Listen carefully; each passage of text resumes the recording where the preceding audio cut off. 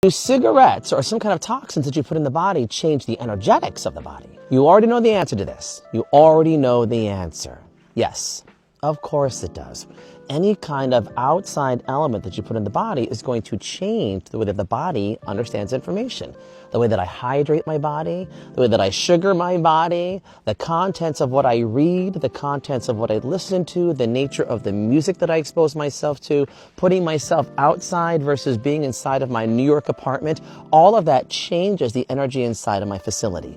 All of it does. When we are introducing some kind of toxin into the body, something that the body doesn't actually have a high response to, something that dulls the senses, something that creates a sense of addiction into the body, that starts to appear visually on frequency level as a cloud, as a filter, as something that slows the system down in order to gain more insight and information. So for example, I was meeting with a client one day, and there was some anxiety happening in the body, and I hold space for that because that is her system processing something.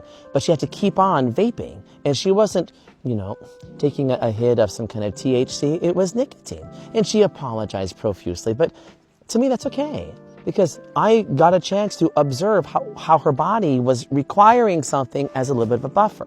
And she got to the place of understanding of, I'm putting on a little bit of a buffer because I'm a little bit nervous. And it was a gut reaction. Within our 60-minute session, she probably puffed on her vape maybe 10 times because there was a nervous reaction. So what do? We talk about the nervous system.